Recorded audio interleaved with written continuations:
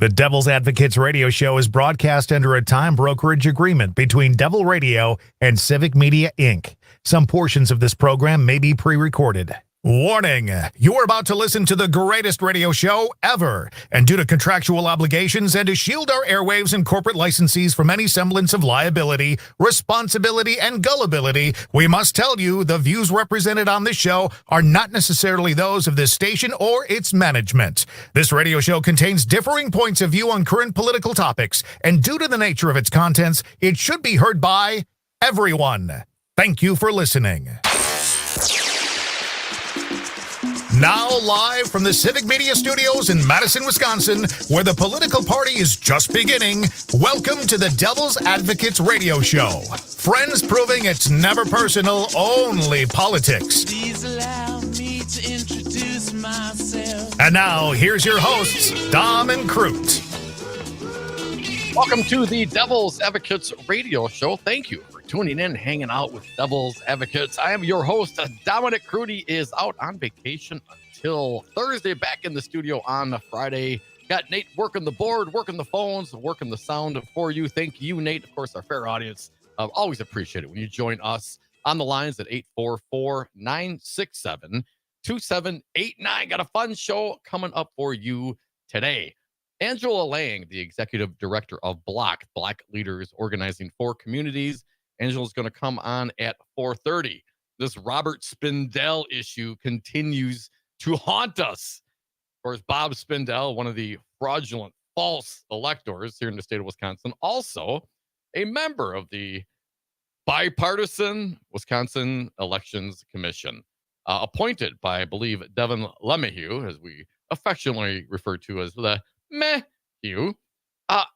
Got to get that guy off, man. Got to get him off of that commission. He does not belong there. It is not a spot for a fraudulent elector who had to admit in their civil case, when they finally got this thing dropped, that their actions were part of an attempt to improperly overturn the 2020 presidential election results. Now, if you're signing your name to a document that admits to that, perhaps, and I'm just throwing this out there, and Angelo and I will discuss with you, perhaps you do not deserve the privilege of serving the Wisconsin citizens, the Wisconsin voters on the Wisconsin Elections Commission. That bothers me very much. Reached out to Angelo last night after this conversation. A big meeting, I believe it was on Monday night, with Block and others talking about this. This is not going to go away, and I think we need to continue to beat this drum and get some action. Robert Spindell, Bob Spindell, does not deserve to be there. So, Angela Lang from Block at 4:30. Look forward to getting Angela back on the phones with us. Also, elections yesterday. Did anyone go vote? Did you go vote? I hope you did. We always encourage civic engagement, encourage people to get out there and go vote. And we did promise we'd look over some of the results from yesterday. But my biggest takeaway, and Nate, thank you for pointing this out to me. It looks like this time around, Milwaukee had more people out voting than Madison. Is that a possibility? Some of the top line numbers from the Milwaukee Journal Sentinel. Here's one I like. Turnout in Milwaukee was around 11%, 11.47%, according to the Milwaukee Elections Commission. About 31,000 ballots cast in the spring primary out of 270,000 registered voters. Now, in Dane County, Nate, we're going 11% here in Milwaukee. Dane County, apparently 7.9%. Hell, we'll round it up to 8%. Oh, Crute, we're here. We'd rub it in a little bit. Now, granted, we had, different elections going on. We had a mayoral election here in the city of Milwaukee. Cavalier Johnson just smoking through everybody. I believe he got about 82% of the vote. He's going to face off against the God Squad guy. I don't have his name in front of me, but I think David King, he got about 10% of the vote. So it's going to be David King versus Cavalier Johnson here in the city of Milwaukee. So 11%, we'll take what we can get, I guess. It is what it is, but the good news is we beat Madison. And Madison, Dane County, man, you folks have been carrying this state for so long, and I hope it's just a reflection of the, varied elections that were available to be voted on, and not the sentiment because I know it can get a little hard out there dealing with it every single day. I say self-governance, it's hard. Self-governance is hard. Also, in the second hour today, Donald Trump in Greenville, South Carolina, on the Foxy News, getting a little help from the town hall moderator from Fox News last night. Have some very interesting, disturbing, of course it's disturbing, it's Donald Trump sound, and I think we need to continue to eat our broccoli and realize what's at stake if this guy ever gets to the White House. Again, we're going to get to some of that as well. Yesterday, we brought up the fact Senator Tammy Baldwin, saw her on the MSNBC's last night.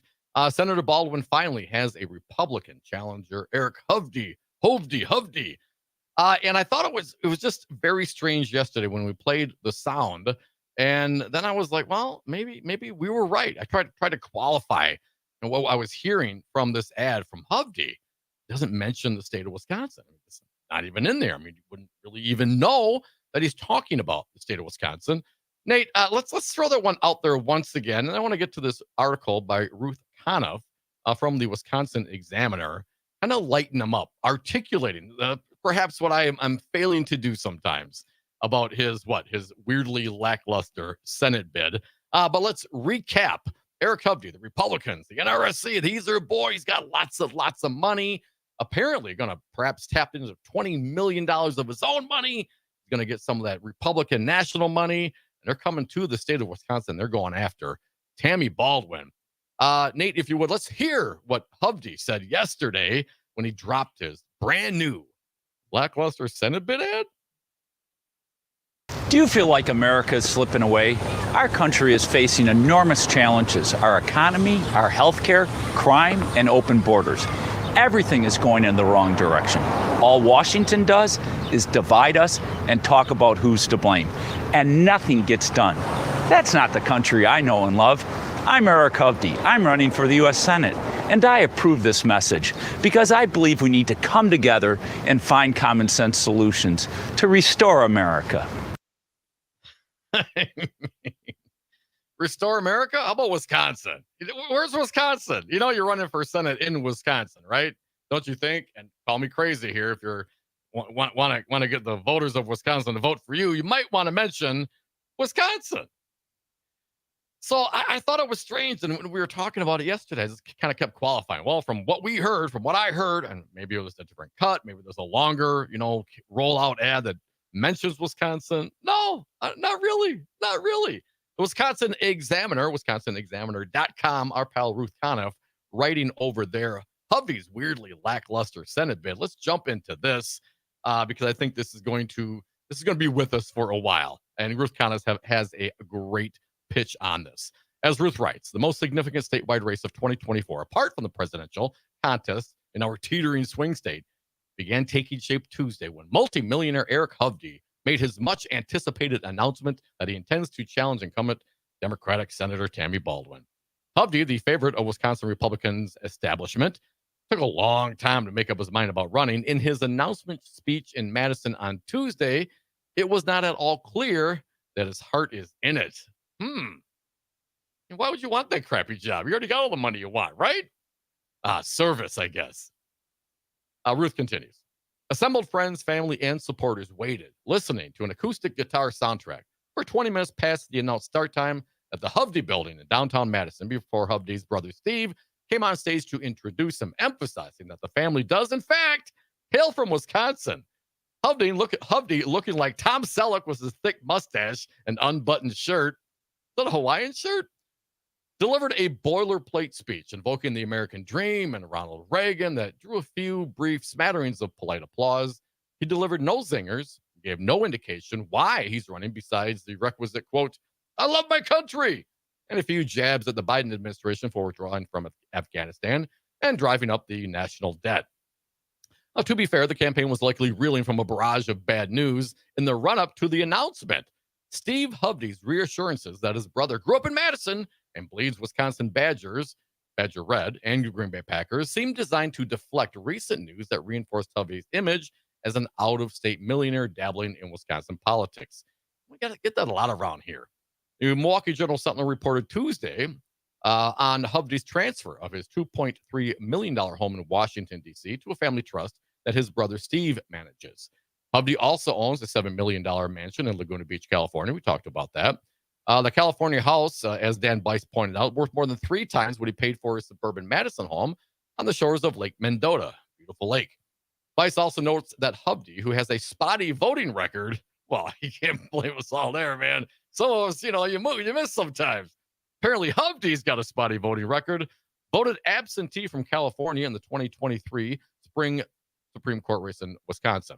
Wisconsin Democrats gleefully refer to him as California bank owner Eric Hovde, Republican from Laguna Beach. Well, the biggest blow to Hovde's announcement Monday came from the Hovde campaign itself, which launched an inaugural campaign ad yesterday in which Hovde fails to make even a passing reference to the state of Wisconsin. So it wasn't me, Nate. I thought I was missing it. As Ruth Connor from the Wisconsin Examiner points out, the inaugural campaign ad yesterday fails to make even a passing reference to the state of Wisconsin. After hastily regrouping, the campaign did not have time to rethink the theme music for Hovde's announcement. After his brother finished naming Wisconsin sports teams, Hovde bounded on stage to the tune of Life is a Highway. Not the ideal jingle for someone trying to shake off the image of a carpetbagger. What, no carpetbagger songs? The creaky start to the Hovde Senate bid seems like a reflection of a candidate who needed a lot of persuasion to run and finally convinced himself to leave his Laguna Beach mansion on the strength of his conviction that, as he put it, everywhere I look today in my country, I see it failing, and that he is the man to fix it. I thought Trump was the man to fix it. In his announcement speech, Hovde sounded like he was running for president against Joe Biden. He wants to defend the American dream and freedom and liberty. He's alarmed by the decline in the domestic security, which he blames on the defund the police movement and an influx of immigrants at the southern border. He wants to do something about the national debt and inflation, which he says is hammering our middle and working class and our elderly who live on fixed incomes. And most importantly to me, Hovde, we're leaving our children and great-grandchildren saddled with all this debt, not leaving them better off. Hard to imagine that concern for the financial security of the Hovde children is what propelled their mega millionaire dad to run for U.S. Senate. Ruth Conniff over at the Wisconsin Examiner. There is more. I suggest you go read it. Put it up on the Devil's Advocates Facebook page. Hovde, man. Wisconsin, no boilerplate, man. I mean, act like you really want the job. I know it's going to pay you less than what you're making doing the banking thing, but at least pretend. Folks, we are the Devil's Advocates. Stick around. Angela Lang, Executive Director from Block, going to come up at the bottom of the hour. Your call's next, 844-96-PARTY. Waba. Most of us can agree we should have the freedom to make our own medical decisions. Politicians should have no role at all, but not California mega millionaire Eric Hovde.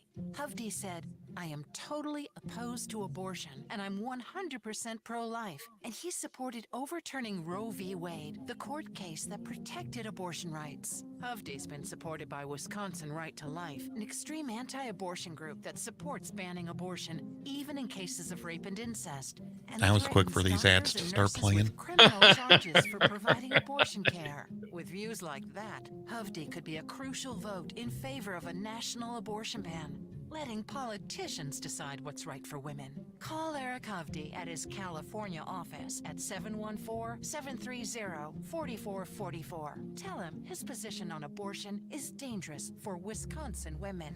Paid for by A Better Wisconsin Together.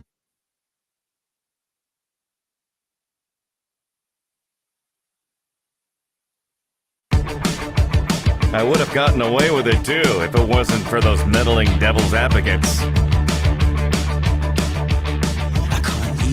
And we are back from the 420 break. Thank you for listening to the Devil's Advocates Radio Show. Happy Hump Day to us all. As mentioned, Angela Lang, Executive Director from Block, Black Leaders Organizing for Community, is going to join us at 4:30 to talk about the fraudulent Wisconsin Elections Committee member.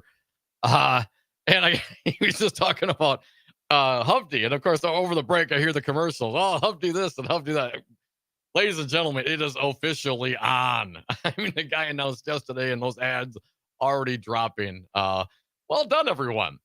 Also, the security footprint for the Republican National Convention in Milwaukee has been released. Now, I get it that everyone is, right up the street from where this is going to be. I'm over, on a secret location on Brady Street, buying the Roman coin. And the good news is we're outside of the zone. It's going to be a pretty big zone. The swath of downtown Milwaukee from the area from the Milwaukee River to the interstate expected to experience increased security during the RNC, according to Allison Durr and Hope Carnop at the Milwaukee Journal Sentinel. Milwaukee Mayor Cavalier Johnson and the U.S. Secret Service on Wednesday released the map. It's on the Devil's Advocates Facebook page. Go look at the map if you care, of the area that extends a couple of blocks in each direction from the main RNC venues of the Fiserv Forum, the UW Milwaukee Panther Arena, and the Baird Center. It's lacking a little bit, though, folks, I got to tell you. As noted, it does not detail street closures or checkpoints that will be in place. What it does show, though, is the likely area that'll be impacted in some way, the mayor said. They also launched a webpage where you can find more information on this. When plans are finalized, officials will share more information about the multi-layered buffer that will be in place in the area. Of course, the RNC coming here July 15th through the 19th. And I gotta, I'm torn, obviously. Love to showcase this wonderful city that is Milwaukee. Not so eager for the blood tribe Nazis to come marching through the streets. And perhaps, this is the same crew that was in Nashville recently, and I think it's the same crew that was down in Madison not so long ago. But that's the kind of folks that are going to be presumably coming here to the great city of Milwaukee. And given that the security zone is going to be fairly large on both sides of the river, a couple of blocks both ways, and Crute and I, we went to the RNC in Cleveland, and it's kind of tough because for those folks that are inside of the security zone, it's a little tough for business. We talked to some of the business owners, obviously, hanging out at the bars and the restaurants on the inside of that zone. Pardon me. Not great business for them as they told us. Now, I know there's statistics and numbers and people do studies on whether these are worth it or not. You can take it and leave it. But what's the reality on the ground? Well, if you're a business and you're on the inside of that gate, and anyone's going to be able to get inside the fence that has to be credentialed or approved in some way, shape, or form, you can probably assume that business is going to be a little bit slower. But overall, another 50,000 people-ish coming to Milwaukee, and that is going to be a good thing. Now, the quality of the human beings here, hopefully everyone will be nice and get along, and but I'm not clear. We see what's happening. We see how Donald Trump and the megas treat anyone who goes up against Donald Trump. There's only one left. Nikki Haley is the last one standing. And so what happens when that convention comes to Milwaukee? Is Nikki still in it? Is anyone in it? What happens with these trials, these cases? Could there be a conviction prior to? There's lots of unknowns, but we are starting to get some clarity. The security map has been released. Again, you can find that on the Devil's Advocates Facebook page as well. 844-967-2789. A few of the issues here: a security perimeter will be multi-layered, will include law enforcement officers, physical barriers, and checkpoints. When will the security measures within this area be in place for the convention? We don't know. We don't have a number on that yet. Will residents and businesses in the security footprint have access to their property? According to the article, the U.S. Secret Service has begun reaching out to people who live and operate businesses within the perimeter to develop a security plan that minimizes impacts to the public. You'll have access. Maybe your customers won't, though. Road closures, parking restrictions, marked checkpoints that could impact the public, including people visiting businesses, will be shared through the more comprehensive map. Also planned for mail, trash, and whatnot. Traffic around the RNC also to be released later. It sounds like traffic disruptions are likely, but the city website said law enforcement will make every effort to anticipate and minimize any disruptions while still creating a safe and secure environment for all. I'll feel a whole lot safer and more secure if the Nazis don't come to Milwaukee. You can stay in Illinois. We hate Illinois Nazis. 844-967-2789. Cam from Neenah, Wisconsin. Happy days, Cam. What do you got for us? I think it was about 12 years ago, July. It'll be the quote unquote anniversary of this interview that Eric, the challenger to Tammy, had. He had an interview with the Milwaukee Journal Sentinel, and he said, and he repeated this over and over and over when he was when he ran for Senate then. If you're under 50, you're going to add 2 years to retirement age. If you're under 40, you're going to add 2 more years. And if you're under 30, you're probably going to have to add another year. So he really, really is wanting to increase the retirement age. I want to ask any of the conservatives out there that are listening, why would you vote for someone that lives in a completely different reality? This guy does not live your day-to-day life. He is a banker. He has so much money. He probably has never shopped for his own groceries. Why would you vote for him? Just to spite the Dems that, oh, you really owned us by making your whole life suck? Cam, it's hard to understand. You know, my impression is some folks want to, it's aspirational voting. You know, like someday if I become a billionaire, I don't want to be taxed at 60 or 70% when I become a billionaire. Well, of course, you're not going to become a billionaire. It's never going to apply to you. You know, the tax breaks that we've provided over the course of my lifetime has generated tens of trillions of dollars in national debt. I mean, it continues to accumulate. So why would we vote for someone who really has no sense of what it's really like? You know, lower to middle income wage earners getting up and, you know, showering after you go to work kind of folks, right? Well, I think all you got to do is look at a guy like Donald Trump. Why did we elect Donald Trump? The answer lies in the same answer lies. Why do we elect Donald Trump? Why do we want someone like Hovde? They don't reflect our upbringing. You know what I mean? Everyday folks, man. If you ever go through a financial struggle in your life, ever have a check bounced, right? You know what I'm saying? Ever get kicked out of somewhere? Ever have a hard time paying the rent? I'm not saying that perhaps Hovde, I don't know the entirety of his background, but apparently the real estate company started by his grandfather. So, okay, there's work to be done. Perhaps some of it was earned. Guy owns a bank, making lots of money. Good for him. How is that going to impact his decision-making process as it pertains to, I don't know, my grandmother eating cat food? You know what I mean? I don't think it does reflect very well. We are the Devil's Advocates. Angela Lang, our friend, the executive director from Block, the Black Leaders Organizing for Communities. Organizing, that's what we're doing. We're going to organize, and we're going to continue to talk about this topic. The fraudulent Wisconsin Election Commission member, Bob Spindell, remains on that board. How is that even possible? The guy admitted in the civil court filings that their efforts were intentional as part of an attempt to improperly overturn the 2020 presidential election results. But as far as Republicans are concerned, yes, he's the guy for the job. Come back, Angela Lang from Block. What a shame, shame, shame, shame, shame. Local Civic Media Radio Station. Want to hear even more? Anytime? Find all of it at civicmedia.us. Your news, conversations, and a whole lot of fun. It's all on your local Civic Media radio station or the Civic Media app.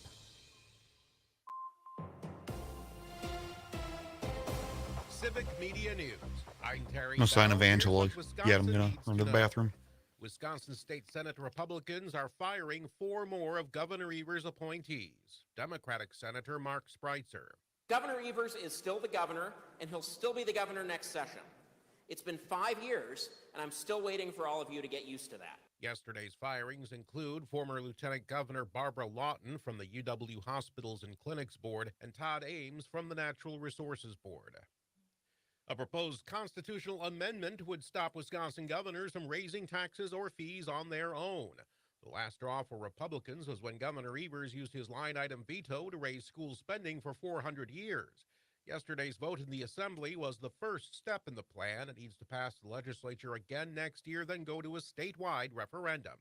I'm Terry Bell, Civic Media News. Now here's what you need to know closer to home. For WMDX News, I'm Nate Weggehout. A vigil will be held this evening for the 3 people found dead in Middleton last weekend. The Middleton Cross Plains School District has confirmed that 2 of the dead were students at Sauk Trail Elementary School. Police are still investigating it as a homicide. The vigil will begin at 5:30 at the Lakeview Village Apartments where the shooting occurred. Middleton Alder Jeffrey Jackson said at Monday's council meeting that people can bring memorials or donations to the family. The county's Health and Human Needs and Public Protection and Judiciary Committees will hold a joint meeting Thursday night. They'll be taking up a number of topics of interest to both committees.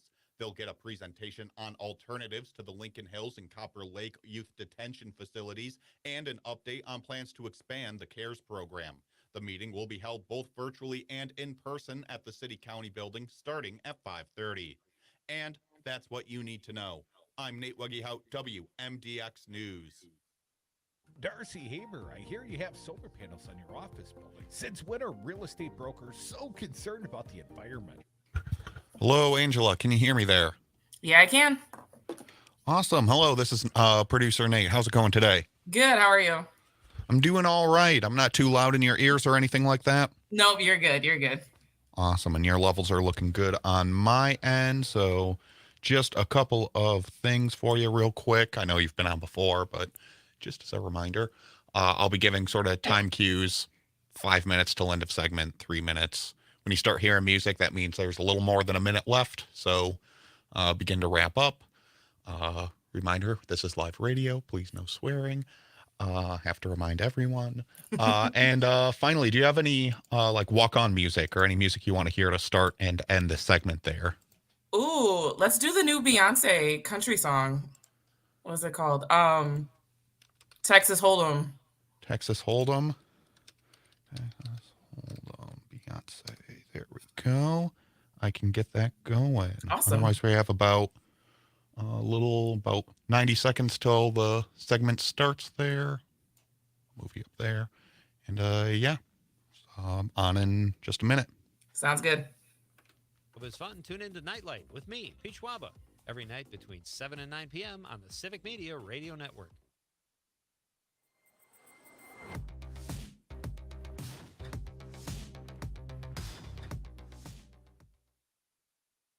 I'm meteorologist Mace Michaels. Partly cloudy for tonight, low in the low 30s. Sunshine again for tomorrow, high in the upper 50s. Cooler on Friday, mostly sunny in mid-30s. The weekend will remain dry with lots of sunshine, breezy Saturday, low 40s, near 50 Sunday. Currently 57 degrees.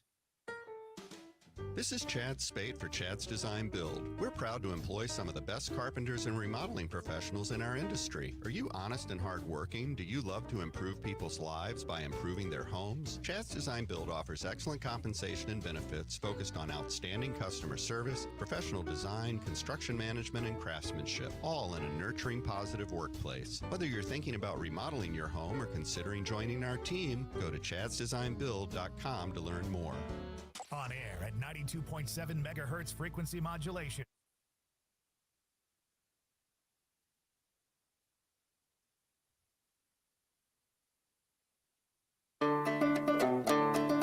Save the $2 on tomorrow's paper. Listen to the Devil's Advocates today.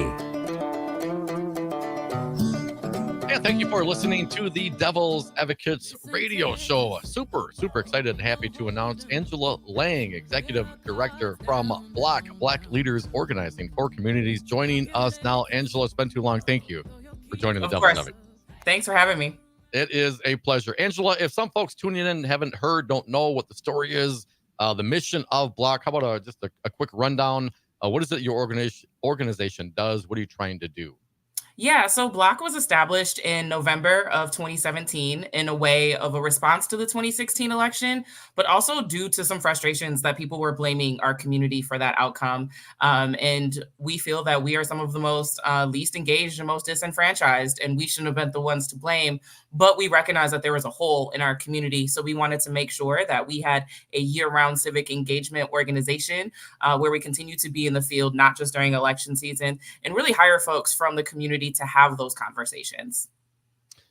Being disenfranchised, and the subject of this topic today, Robert Spindell, one of the fraudulent electors, a member of the Wisconsin Elections Commission, bragged not so long ago, Angela, about how the turnout in Milwaukee was down by 30,000 votes, and he was very happy about it. Got some criticism for it, and then went on to say, no white man has done more for the black community than Robert Spindell. Let's address those very specific points from the commissioner, Angela, and then talk about what the meeting was about on Monday. So, Robert Spindell, apparently very happy for the disenfranchisement. Angela, your thoughts? Yeah, so actually, after he said those comments, I wrote an op-ed for the recombobulation area, being able to call for his resignation last January after those comments, right? As a commissioner of the Wisconsin Election Commission, your job is to actually help administer elections.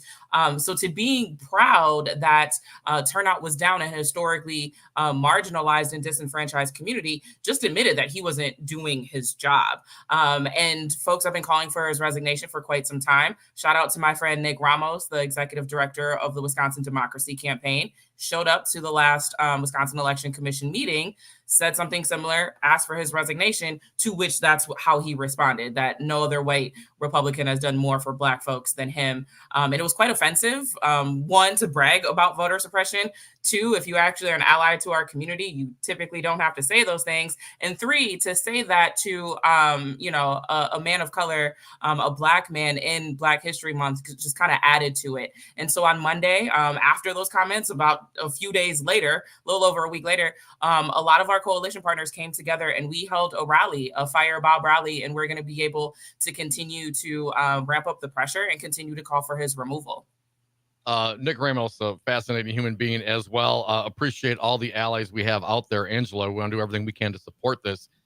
So to have an appointed commissioner reveling in the fact that turnout was down, so their side could do better, I guess, is beyond the pale. The other voting rights organizations, both Stay La Frontera, Mandel Barnes Group, your group, getting together.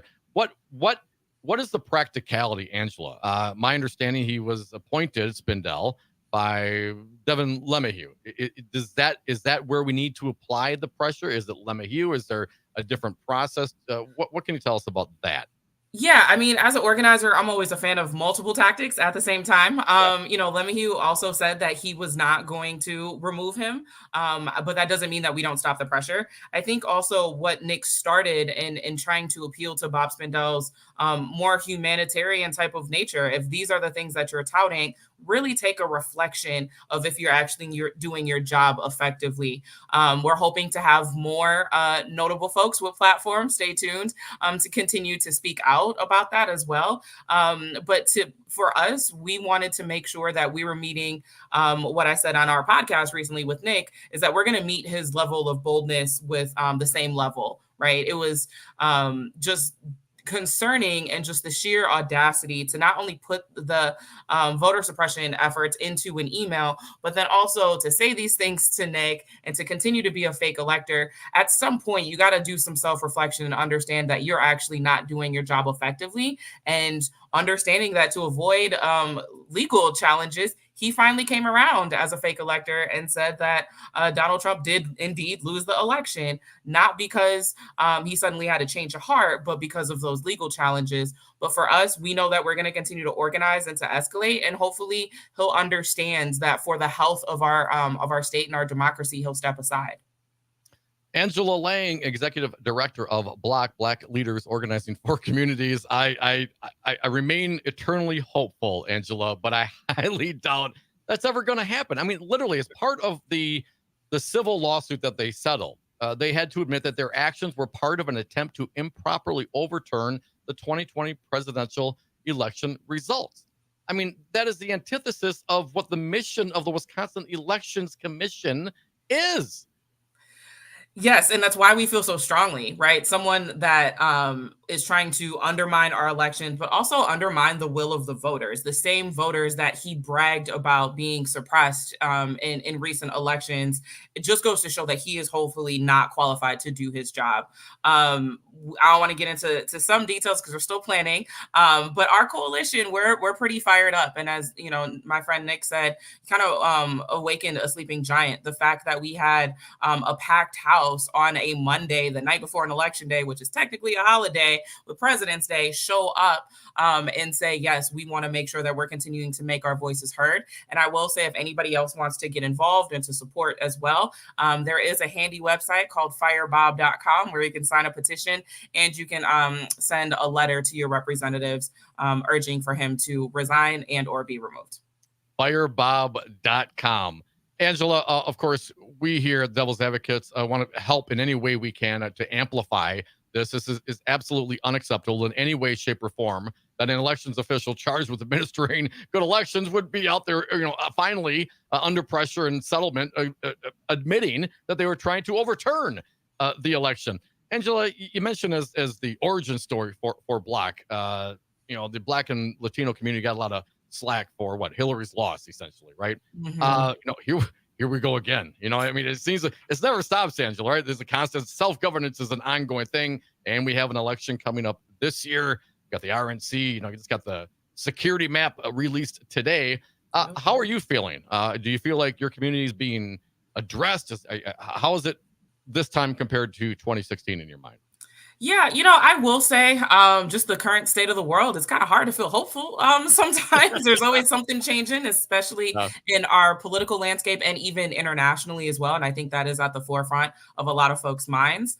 I will say that there's a lot of discussion, right? In 2016, it was kind of quiet. We were waiting for that buzz, those conversations to start, and they never really came. Whether folks are excited about Biden or, are kind of over this 2020 rematch or not, I'm really encouraged that we're having the conversations. We're having the nuanced discourse that I think we need. We're having the big conversations about what harm reduction is. Even if you're not a fan of Biden, why showing up for democracy is important in this moment, and being able to talk about history as well as the future and how we got here. So I'm encouraged that there's folks having those conversations, but I would also say I'm incredibly worried about my city. I'm worried about Milwaukee. I'm worried about Kenosha when it comes to hosting the RNC. I know the security plans dropped earlier today, and there's an FAQ page, which we'll be digging into. But just knowing that the RNC invites people like Kyle Rittenhouse and white nationalists, this just doesn't feel safe for our community. So I'm always worried. It's actually going to be right around the anniversary of the Jacob Blake shooting. Kenosha is not far. Are they going to try and, disturb folks in Kenosha as well? So, it's a mixed bag, but I think with 2024, rapidly going through the year very quickly, I am a little hopeful in these dark times that people understand what's at stake and are actually going to show up. Angela Lang, Executive Director from Black. The Republicans have apparently made some, African-American outreach as part of their efforts. They do have an office here in the city of Milwaukee. And I know at times from some friends of mine in the Black community have talked about that. Even the Democrats seem to, pop in during the election, and then does it really stay? Does the investment, the effort, all these things, doesn't seem to be consistent. It's every election is a new cycle. There's always new people. Do you feel like you're getting some love from the Democratic Party this time? Yeah, absolutely. I mean, I've always said this about both parties, whether it's Democrat or Republican, that you can't just pop in a couple weeks or a couple months before an election and then just expect that folks are just going to show up automatically and vote for you. And I think the Democrats learned some valuable lessons in 2016, especially understanding that Hillary Clinton didn't step foot in the state after she lost the primary to Bernie Sanders. I think that was a very big lesson for folks, and to see the Democratic Party on the ground hosting events, having conversations in barbershops with electeds around local policy, I think that's something that folks understand and took away from 2016. Now, when it comes to Republicans, I get asked all the time about that office in the Brownsville area. Why are they here? Or when I drive by it or other people drive by it and they say, well, why are they here? I don't ever see anyone in there. There's not a lot of activity. So I'm curious of, it's one thing to set up shop and to take that lesson to heart, but you gotta have it open. You have to embrace that neighborhood and hope that you're going to be embraced back. It's a beautiful, historic Black neighborhood.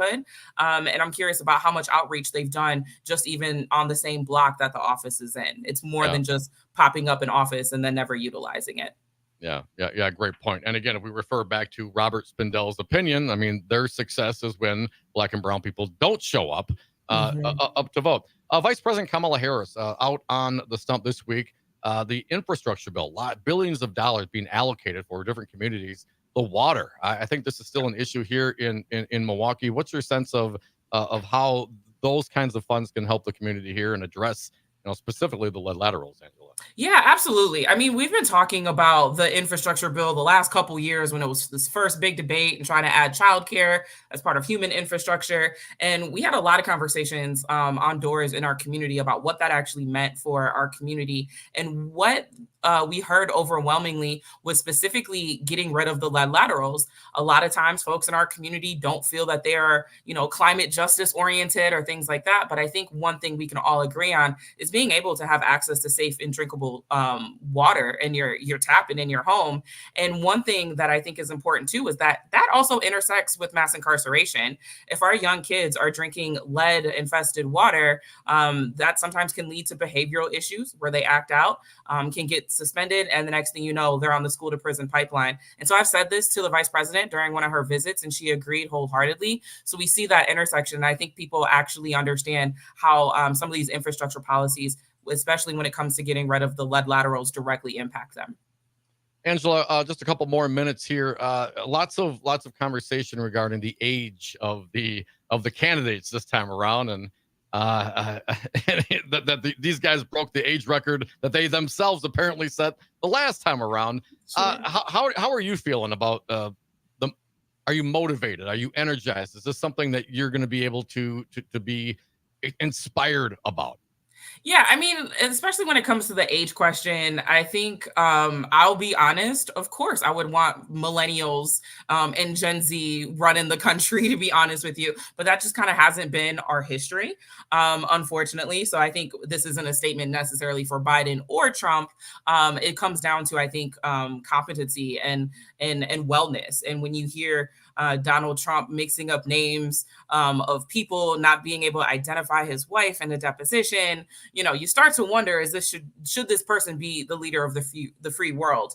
I've heard some similar criticisms of President Biden, but those kind of slips ups and mishaps that I've seen are ones that I, quite frankly, would make at times. Right? Like, it's hard to remember every detail from several years ago, and so I would want to cut President Biden a little bit of slack. It seems like he is a little bit more healthy mentally and physically, and if we should be worried about anyone's mental state, it should be Donald Trump's.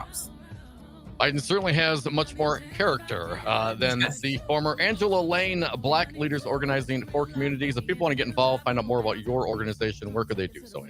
Yeah, so we have a website, blockbyblock.org, BLOCBYBLOC.org, and we're on Facebook, Twitter, Instagram, and now TikTok at blockbyblockmke.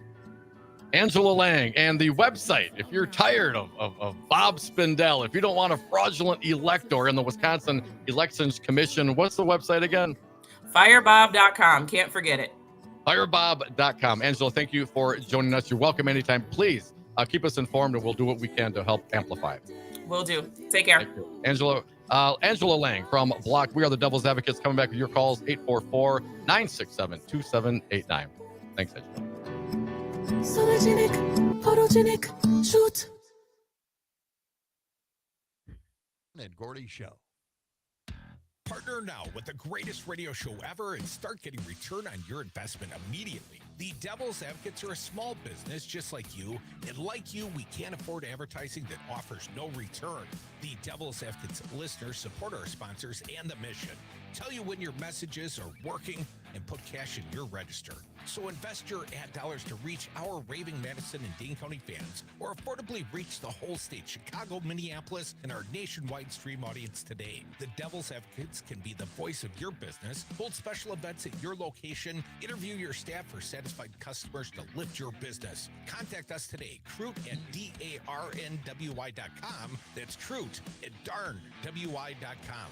Do you ever get tired of one-sided conversations filled with mean-spirited rhetoric? It's time to listen and engage. Join the Rational Revolution with me, Chris Alpine, Saturday afternoons at 2 and Sunday afternoons at 1 on Mad Radio 92.7.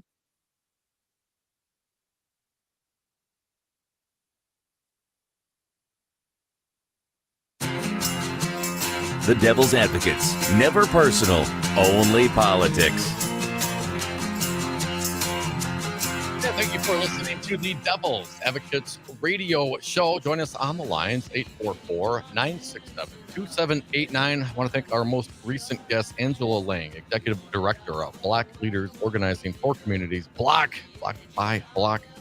And I just checked out the firebob.com. It's fire-bob.com. Tell Majority Leader LeMahieu, remove Spindell now. Do it now. Thank you, Angela. And folks, I mean, this is, I don't know, this is to the basics. This is really what it comes down to. The guy admitted in their paperwork, yep, we tried it. We were going to overthrow the election. It's like putting a bank robber on the bank board. You know what I'm saying? There's so many analogies you can put on how terrible and what an asinine idea this is. And the fact that LeMahieu or these Republicans will continue to keep him there, which is essentially an endorsement of the man who says he's done more for Black communities than any other white person in history, or something along those lines. Whatever insult the guy was out there saying. And thank you to Angela's point, Nick Ramos, Wisconsin Democracy Campaign, showing up and pressing it. And I think we need to continue to do that. We need to engage with our friends and our allies on these very basic topics. We're talking about elections here. We're talking about people's right to vote. We're talking about self-governance. It doesn't get much more basic and down to earth and nitty gritty than voting. And when you have an election commissioner who's admitted that he was trying to subvert the election that he's there. Again, I can repeat myself over and over and over again. But if I do that and no action is taken, does that make me insane? So check out fire-bob.com. We'll put that up on our social medias as well. Thank you once again, Angela Lang, Block by Block, doing great work. Keep it up. We do appreciate it. We do appreciate you. 844-967-2789. Let's get some callers in. Mark from the SAC, you're up. Welcome. What do you got for us? Yeah, thanks a lot. Yeah, Fire Bob. I mean, it was just ridiculous. He directly participated in the fake electors, which I would maintain is a direct violation of the 14.2 of the Constitution. Abridging our right to vote in any way, and attempting to change the results of our election of our electors is abridging our right to vote. And getting to Eric Hovde, the guy, did I hear correctly today? I think I've heard that he's actually got a campaign office in California for his Wisconsin Senate campaign. I mean,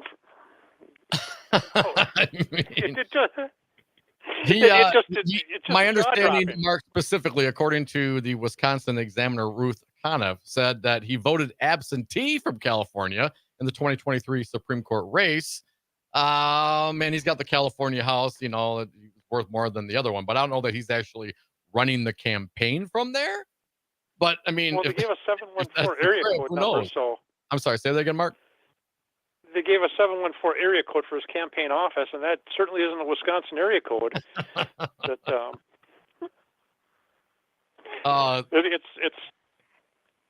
It's something else. It is something else. I mean, you think they'd be able to come up and find a local Republican, man. You got to go for Hovde, the guy that lost. Granted, he lost the primary, and then who was it? Tommy Thompson, I guess, lost to Tammy Baldwin at the time. This one, I need Crute on the deets here, but the guy ran and lost once already, and I'm not sure that he's worked up his policy resume at all. Does he still believe all the same things that he believed back then? The abortion issue is still a big issue. Of course it should be. You're talking about women specifically, right to do with their own body as they see fit with their doctor. This is medical. This has nothing to do with you, Mr. Hovde, and that very, very fine mustache that you're sporting these days. I mean, I got to tell you, I'm a little torn by it because I am a huge fan of the old school Magnum PI. I mean, that was just, to me as a kid, that was just glorious, But I don't know, Hovde, the mustache is just a little much perhaps these days. 844-967-2789. I promise I'll shave sometime in the next few days. Back to the lines. Jim from Appleton. Welcome, Jim. You're up. What do you got for us? Hey, guys. Thanks for taking the call. Yeah. Directly to Spendell and my buddy LeMahieu. Why is it in 175 years, this is the first time that they have ever fired cabinet appointees without cause. And yet, Spindell stays on the election commission. I see what you're doing there, is Jim. That? Yeah. Amazing how that works, right? Well, of course, because isn't it an endorsement, Jim? And I hate to look at it this way, but if they don't do anything, they are essentially saying, well, this is okay. That we want this kind of behavior, that we want this kind of attitude, that we want our commissioners to engage in fraudulent activity. That's what they're saying. And Jim, can we just believe them when they say it if they don't do anything to act? Well, I guess we can believe it, but then what's the cause for firing the other appointees? Well, because it's the other. I'm sorry, Jim. It's the other guy's team, man. I want to fire them. Don't worry about us. I want to do anything to damage our own team. It's all politics and fire their team because they can't get along with the Republicans. That's why they fired Tony Evers' appointees, right? They're the ones that can't get along with the fraudulent electors. I don't know. The whole thing is just it's beyond the pale. Thank you for the call, Jim. Here, when you go to fire-bob.com, you can stick in your number, your information, take action, sign the petition, and here's what you were signing. And I'm going to do this at the break. Dear Majority Leader Lemieux, I encourage you to rescind the appointment of Commissioner Robert Spindell to the Wisconsin Election Commission, as he poses a unique threat to Wisconsin's elections as both a fake elector, I would say fraudulent, and member of the WEC. Spindell made it clear that he is willing to subvert the will of the people and undermine our democratic processes and institutions. Our election officials should be trusted stewards of our democracy, and as a fake elector, Spindell has broken that trust and undermined the sanctity of our elections. He should be replaced on the WEC by someone who places free and fair elections above partisanship and reflects the diversity of Wisconsin, particularly our historically marginalized communities. Sincerely, your information here. Submit. So please do it, folks. Let's do what we can. If all we can do is scream at the top of our lungs, then let's do it. This is an embarrassment. It's wrong. It's everything you could possibly think that it is in the wrong direction. And we have an opportunity. Hell, we have a duty. We have a duty to yell at the top of our lungs. We're not going to take it. This is not okay. Cannot have fraudulent people, electors on the election commission. You see what I'm saying here, folks? Well, thank you for the little rant. Thank you, Angela Lang. Come back with us, the Devil's Advocates for the Happy Hour. Going to get into some of the national news. Trump on the road in Greenville, South Carolina on the Foxies. That'll be fun. Join us.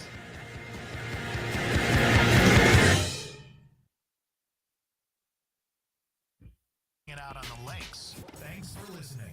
This is Man Radio 92.7 WMDX. Hey everybody, it's Todd Elbow. On Thursday, we continue to be live from Hayward, Wisconsin for the American Birkin Fighter. Join us, noon to 3. Hey, Brad from Zero Res Madison here. What's the best way to clean your carpet? Well, not surprisingly, it's the same way you clean your clothes. You wouldn't clean a dirty shirt by running a white cloth over the top of it, nor would you try to get it clean by sprinkling chemicals and rubbing it in. For a real clean, you need hot water, agitation, and a cleaning agent, just like your laundry. For a fresh, healthy clean with no residue, call Zero Res Madison or schedule online. Zero Res, spell it forward or backward, it's the right way to clean. You're listening to Mad Radio, WMDX 1580 AM Columbus, W224EG Madison, and always streaming on the Civic Media app. ABC News, I'm Michelle Franzen. The Biden administration canceling student loan debt under a new program that began last summer for qualifying Americans. President Biden today delivering remarks in Culver City, California. While a college degree is still a ticket to a better life, that ticket is too expensive. And too many Americans are still saddled with unsustainable debt in exchange for a college degree. More than 150,000 Americans enrolled in the plan are receiving the relief this first round. The president's brother, James Biden, sat for a deposition today in the Republican-led House impeachment inquiry into the Biden family business dealings. It comes as a former FBI informant is facing charges of lying to the FBI about the president and his son's finances and having alleged ties to Russian intelligence. Following Alabama Supreme Court ruling that embryos are children, the University of Alabama at Birmingham pausing its IVF treatments until it can review the decision. This is ABC News.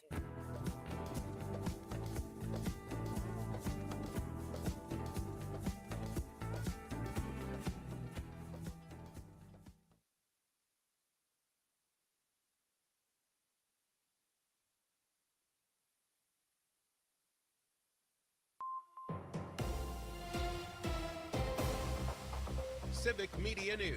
I'm Terry Bell. Here's what Wisconsin needs to know. A Republican prosecutor is asking the Wisconsin Supreme Court to rule on the state's abortion law. Sheboygan County District Attorney Joel Ermanski is appealing a Madison judge's ruling that Wisconsin's law bans feticide but not elective abortion. Ermanski says he wants the High Court to take the case directly. After months of speculation, Republican Eric Hovde is officially in the race for U.S. Senate in Wisconsin. He made his campaign announcement yesterday on social media. Everything is going in the wrong direction. All Washington does is divide us and talk about who's to blame. And nothing gets done. That's not the country I know and love. Wisconsin is a key swing state, and the winner here could decide the balance of power in the Senate. I'm Terry Bell, Civic Media News. Now, here's what you need to know closer to home. For WMDX News, I'm Nate Wuggehout. ABS Global Inc. is terminating over 40 people at its facilities across Wisconsin, including some in Dane County. The company filed paperwork with the State Department of Workforce Development announcing the layoffs Wednesday. Several positions at the Waunakee and DeForest facilities will be laid off starting in April. The company says the layoffs are due to operational consolidation, ultimately leading to the closure of a lab in Poynette. The results of Tuesday's primary elections are in. In the race for Sun Prairie District 2 Alder, Santiago Rosas and Bill Baker will move on to the general election. That means Matthew Hale is out of the race. For the race for Monona Alder, Jeff Verberg is out of the race. The other 6 candidates will fight for 3 Alder seats in April. In the Middleton Cross Plains School Board race, Katie Frank and Lauren Rogers will move on to the general election. That means Nate Day and David Bell are out. And that's what you need to know. I'm Nate Wuggehout, WMDX News. Tons of glass artists share the same passion for eye-catching art as Ignite Glass and Gifts, so we're showcasing their work alongside our talented local artists and our in-house Ignite artists. The latest techniques, the hottest colors, and mind-blowing designs are here for you to enjoy. Madison's favorite for glass, gifts, and vape, Ignite Glass and Gifts, Monona Drive, Williamson Street, and O'Dana Road, plus IgniteGlassandGifts.com. Do your eyes a favor and see this stuff. Woody is back in the clubhouse. Hi, I'm Mike Clemens with sports. The Brewers making it official today. Pitcher Brandon Woodruff signs a 2-year deal with a 3rd-year option to return to the crew. He had surgery on his shoulder last October and was asked, how's he doing so far? I'm just a little bit over 4 months in. I started a throwing program last week, and that's been going good. It's a slow and steady progression, but as of right now, I feel good. I feel completely normal. Now it's just all about getting my shoulder back used to, the stresses that we do day in and day out. But as of right now, I'm doing great, just following protocol and, look forward to getting out to Maryville and getting with the staff and continuing that build up. So, but as far as 4 months in, man, I'm doing good. No timetable yet if he could return this year. The Brewers also officially signing catcher Gary Sanchez to a 1-year contract. College basketball, Marquette at home tonight. They take on the DePaul Blue Demons. With sports, I'm Mike Clemens.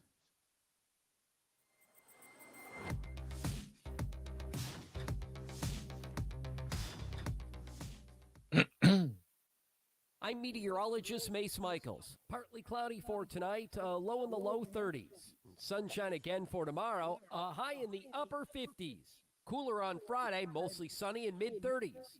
The weekend will remain dry with lots of sunshine, breezy Saturday, low 40s, near 50 Sunday. Currently 57 degrees.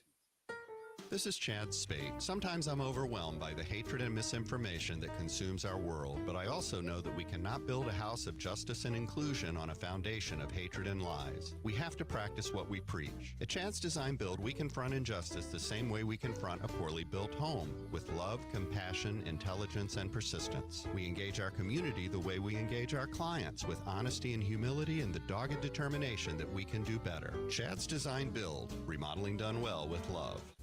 Local radio for you and your community. It's Civic Media's mission with stations across Wisconsin. Find your favorites at civicmedia.us. We're not sure what's better, a win at Camp Randall Stadium or just hanging out at the farmer's market. This is Mad Radio.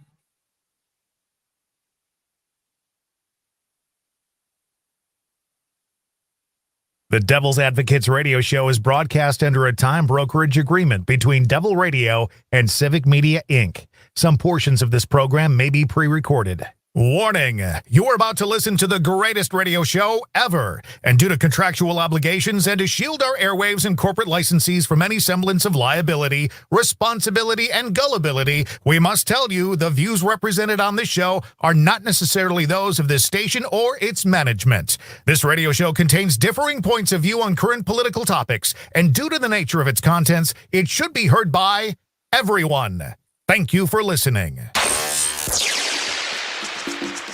Now live from the Civic Media Studios in Madison, Wisconsin, where the political party is just beginning, welcome to the Devil's Advocates radio show. Friends proving it's never personal, only politics. Please allow me to introduce myself. And now, here's your hosts, Dom and Crute. And welcome to the Devil's Advocates radio show. I am your host, Dom Crute. Is on vacation until Friday. He'll be back in the studio on the air with me on Friday.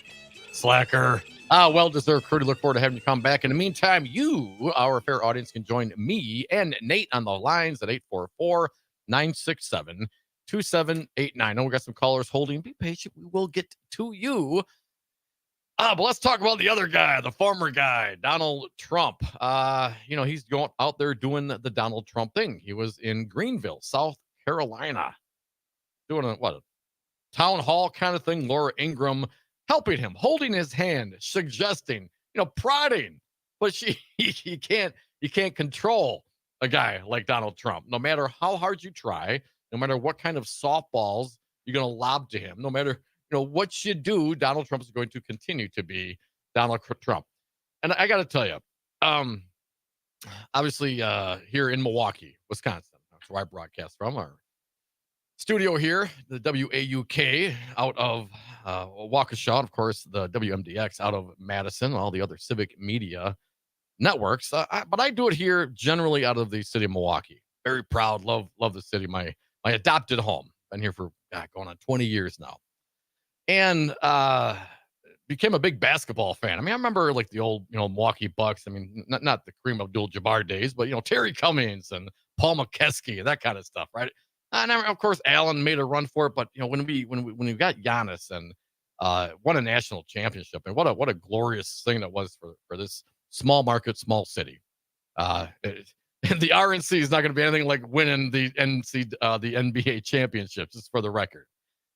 But I was able last night, I think it was on Amazon, this, I guess called a movie, a documentary, a fluff piece perhaps, but very interesting piece about Giannis and his family and his adventures and his life, going from Greece to getting here to America to, working out for the Bucks and getting drafted and going through all the things that he had to go through in his life. And one of the themes throughout this Giannis documentary, I mean, they were immigrants, they were migrants, and they weren't originally from Greece. They were illegal, quote unquote, immigrants in Greece. And as of course they became more successful, they show pictures of him with the prime minister of Greece, those kinds of things. And Giannis is like, they could be deport me because we're not even supposed to be here, kind of thing. But the takeaway, I mean, guys like Giannis and his family, as it was portrayed in this documentary, I mean, just a wonderful people, loving family, trying to do the best they can with what they got. All they want is a better life for their children and a better life for their grandchildren. The same old story. And isn't that what this country, at least as I was taught, at least as I remember, aspires to be. Now, short of our indigenous friends here, no one's from here. You know what I mean? So we're all, obviously, we're all migrants. We're all immigrants to some way, shape, or form. My grandfather's story to me and my dad's side came over from Sicily when he was 6 years old. My grandfather and my mother's side here a little bit longer, but either way, over from Germany, right?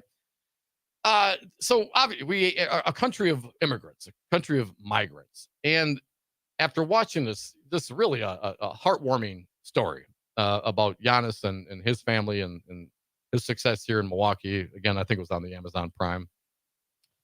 And then to literally like a few hours later, hear clips of Trump and his new word. He's got a new one, folks. Can't you wait to hear?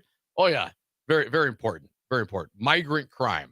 Migrant crime. Nate, I'm going to need your help on this. After hearing Giannis's story of their trials and tribulations, being a black family in Greece and not having, work visas and all, doing all the things and becoming successful and coming over here and literally the I'm not going to call this the American dream. It's just a dream to be able to come from nothing and hit the heights of the success of what you can possibly do. And in this case, for Giannis, it's basketball.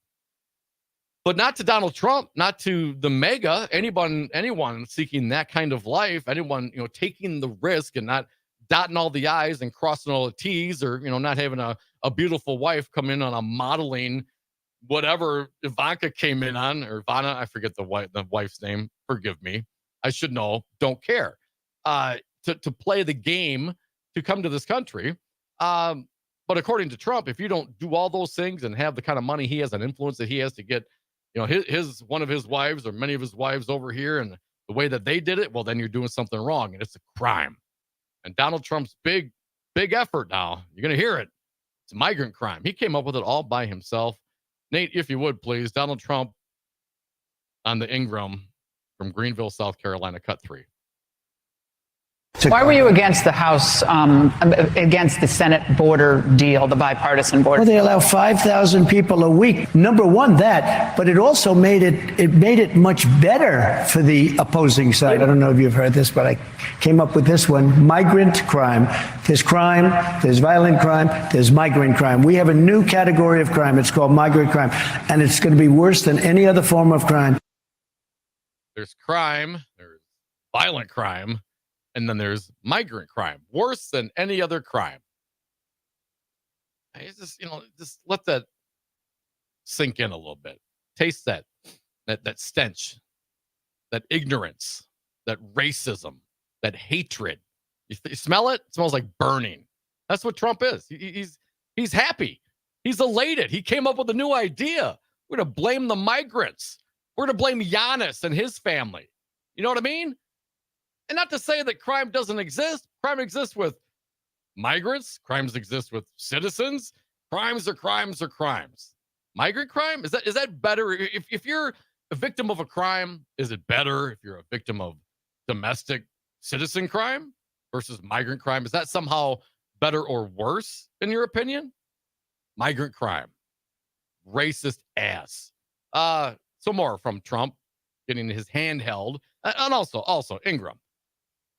This effort to actually solve the issue at the border, the migration challenges that we have, the fact that we have such a wonderful country and we're so accepting, generally, some of us, of people wanting to come here and live their best lives, contribute, engage, do the jobs that Trump's kids don't want to do. Migrant crime.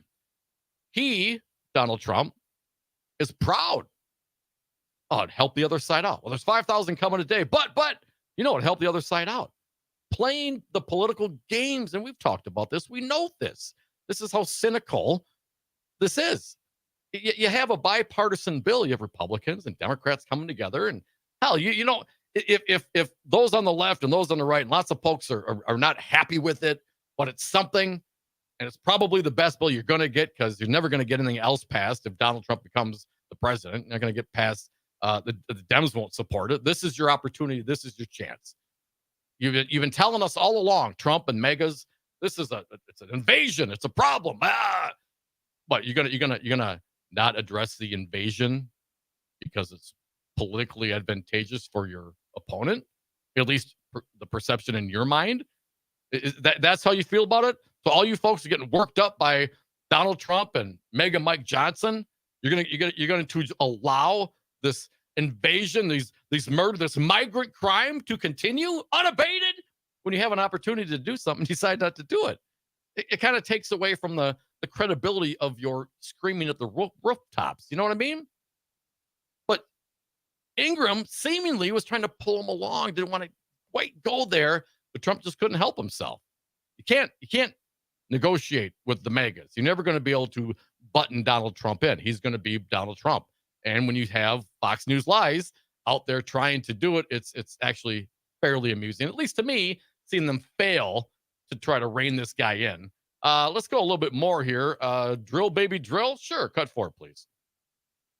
They're emptying out their prisons into. What's the first thing you will do if you become president again on the border? I know that's going to be your first. There's two things I'm going to do. Number one is drill, baby, drill. And the other thing, equal. And the other thing is what? Dictator for a day?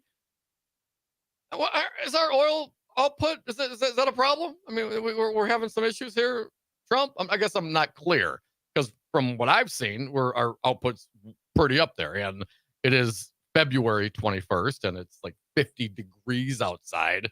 But it's just the weather, right, Mega? How about the voting by mail, or absentee ballots? Remember, don't do it. Wait, but then they should do it. Wait, don't do it. The Republicans, they can't figure out what to do. Well, here's the latest iteration of voting by mail from Trump. Let's hear cut number 5, please. How are you going to make sure that mail-in ballots and voter fraud, which we heard from a lot of people in line, was an issue front and center? They're very concerned about mail-in voting. So forget the past. What are you going to do to make sure we don't have problems going forward? If you have mail-in voting, you automatically have fraud.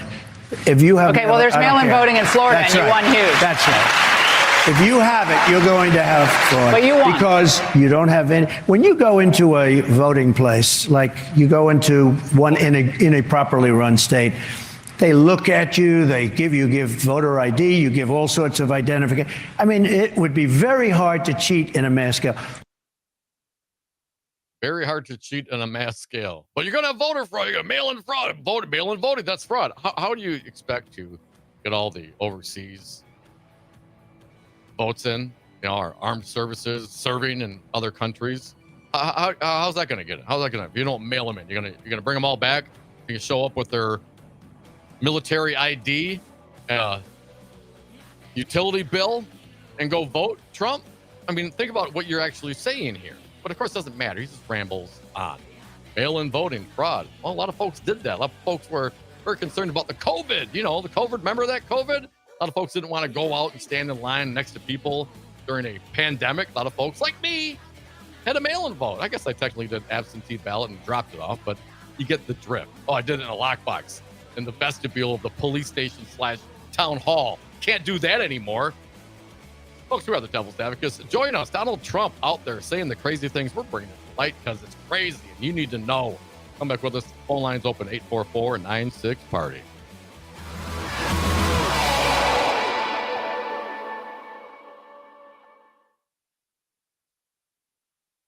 WMDX. Partner now with the greatest radio show ever and start getting return on your investment immediately. The Devil's Advocates are a small business just like you, and like you, we can't afford advertising that offers no return. The Devil's Feel free to skip around on some of the Trump clips. There's all right. obviously I'm a lot going of to go for the Navalny stuff. So invest your ad dollars to reach our raving Madison and Dane County fans, or affordably reach the whole state, Chicago, Minneapolis, and our nationwide stream audience today. The Devil's What's the I did better in 2020, Nate? Cut 7? Yeah, that's him saying, I won in 2016, and then I did better in 2020. That's Crute at darnwi.com. Covering all the news that affects you with humor and a unique perspective. Matinaire on Air with Jane Matinaire. Weekdays 11 till noon on the talk you can't ignore. Mad Radio 92.7 WMDX.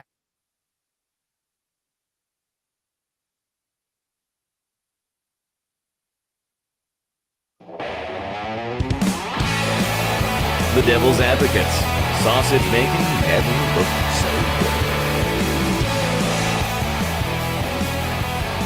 And thank you for listening to the Devil's Advocates radio show. Take Devil's Advocates with you everywhere you go. How do you do that? You say, well, it's a Civic Media app. It's super cool, super slick.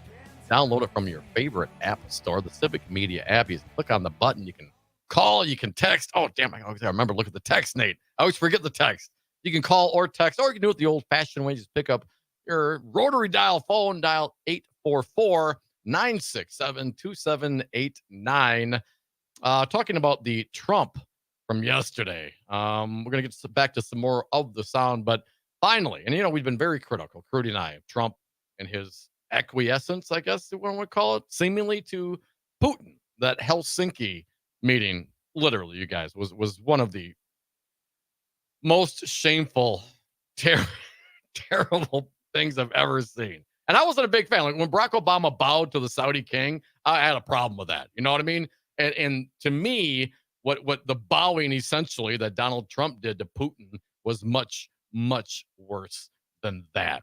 Because, of course, it seems like, I don't know, call it pressure that Putin seemingly has on Trump and some of the megas. We'll get into some more of that later. Can't get away from the Russian interference. That still happens. It's still a thing. We have bipartisan Senate and Democrats reports acknowledging that from back in 2016. These things are real. These things are real. This is the reality. I'm not making it up. These things happen. But of course, Navalny died, right?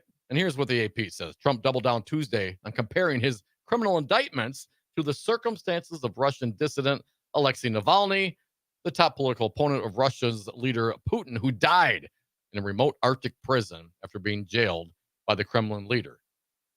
Trump, this is the same in Trump's mind. It's the same. Him and Navalny, I mean, it's the same. Appearing on Fox News Channel Town Hall, pre-taped before a live audience in Greenville, South Carolina, Trump bemoaned Navalny's death, which President Joe Biden and other Western leaders have blamed on Putin. Trump then pivoted to himself, because that's Trump's only pivot move is to himself, repeating his assertions that the prosecutions against him were driven by politics, despite no evidence that Biden or the White House ordered them. We have a little bit of sound on this topic. Nate, I appreciate you doing all the hard work. Let's hear what he had to say. Let's go with the cut number 8, the civil fraud case. Well, it's just like Navalny. President, the crowd's going crazy here, but during this campaign, a huge amount of your time has been spent in court, in the courtroom in New York and so forth. Now, in this New York civil fraud case, this Judge Arthur Engeron ruled against you for actually almost $500 million plus interest that runs every day. When I first read this, like $87,000 a day. How will you put up that kind of money? Because you have a bond to put up. Even if you appeal, you got to put up escrow money. That's it's a lot of dough. It is a form of Navalny. It is a form of communism or fascism. The guy's a nut job. I've known this for a long time, and I've said it openly. It's a form of Navalny. We're just going to make stuff up now? God, I got this Navalny thing happening. It's been really tough for me lately. It's a Navalny happening here. It's just another form of Navalny. I mean, really? Donald Trump, a form of Navalny? Here's another thing he said. Navalny is a very sad situation. He's very brave guy. He went back. He could have stayed away, but frankly, probably would have been a lot better off staying away and talking from the outside of the country as opposed to having gone back in, because people thought that could happen. And it did happen. And it's a horrible thing. But it's happening in our country, too. It's happening in our country, too. Suggesting his criminal indictments, which includes 2 cases stemming from his efforts to overturn the 2020 defeat, are proof that the U.S., quote, is turning into a communist country in many ways. A little bit more from the Donald on the Navalny. Let's go back. Let's see what he has to say. Cut number 6, please. People around the world are expressing outrage over the death of Alexei Navalny, of course, in a horrific Russian prison. You posted on Truth Social about it. You said that his death made you more aware of the political circumstances here at home. It's happening here. Specifically, your rivals. I want to give you the chance. What's happening here? Really? We got political adversaries getting poisoned and thrown into a Arctic jail. That's happening here. Or is it that, you decided to leave your great life, your best life? You had a good life. You had everything going for you, everything you wanted, and do that and to serve. You're serving the people. He's doing this for us. You're sleeping with a porn star and then covering it up and then falsifying your financial documents. You're doing that. That's for us. Congratulations. I really appreciate your sacrifice, your stealing of, the crown jewels of American intelligence and storing them, in your bathroom. And then after a year or so or more, trying to get them back and lying about it. You're doing that for us, right? Because you didn't have to give them back. He said it again. I don't have to give them back. Let's play that. Cut 13. What does he have to say about the classified document? It's all for you folks, but let's hear Cut 13. Should Biden have been charged in the classified documents case? Well, nobody else has been over the years because, Hillary took a lot and Bill took a lot. Bill took them out in his socks. They go with the Sox case, which he won with a very tough judge, which he won. Bush took them. Everybody, Reagan took them out. Everybody took them out. It only became a big subject when I took things out. The difference is I had what's called the Presidential Records Act. I was allowed to do what I did. Absolutely allowed. That's why they passed the act in 1978. They passed the Presidential Records Act. But you can only use it or be there if you're president. Biden. And of course, he doesn't have to hand over the docs. Cut 14, Nate.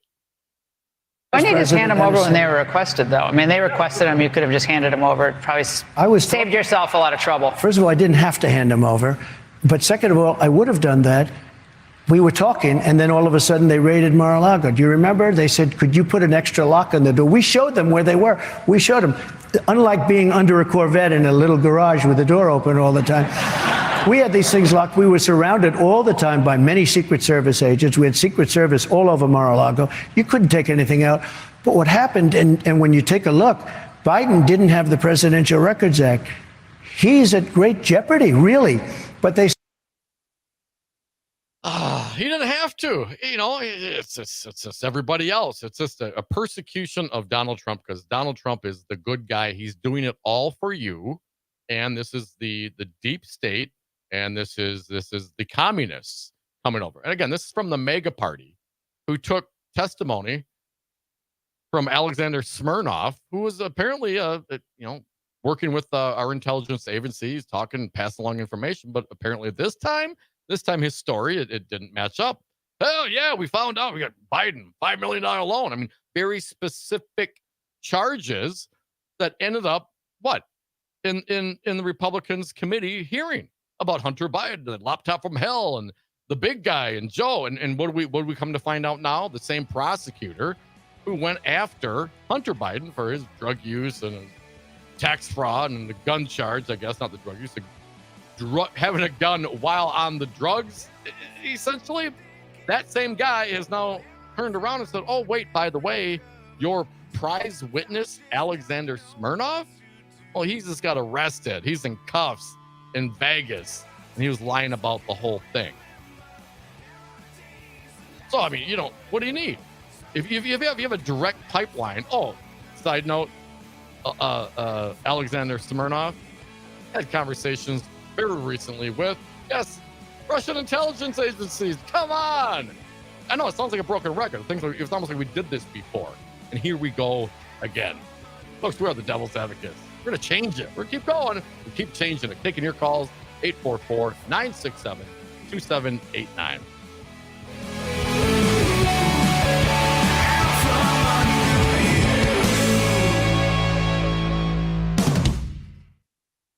Conversations and a whole lot of fun.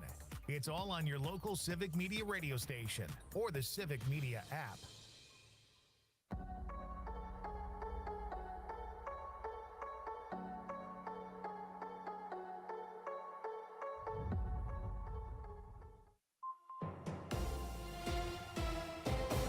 Civic Media News.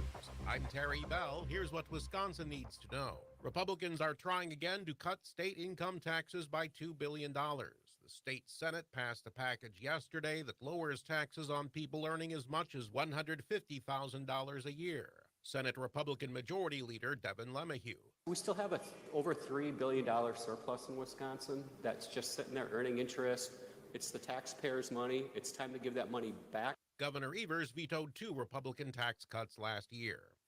The University of Wisconsin in Madison must now accept all high school graduates from the state who finish in the top 5% of their class. All other state universities have to admit grads in the top 10%. It's part of the deal for state money in exchange for diversity program cuts. Governor Evers signed the bill yesterday. I'm Terry Bell, Civic Media News. Now, here's what you need to know closer to home. For WMDX News, I'm Nate Weggehout. A new program with the University of Wisconsin-Madison aims to support people transitioning back into society after they've been incarcerated. The new Build Up pilot program will be done in collaboration with the nonprofit Nehemiah. They'll hold regular peer support groups for people who have been incarcerated to hear from people who've also been behind bars and how they readjusted back into society. The pilot program will start in March. 5 one-story buildings on Mifflin Street in downtown Madison are up for demolition to make way for the Wisconsin Historical Society's new historical center.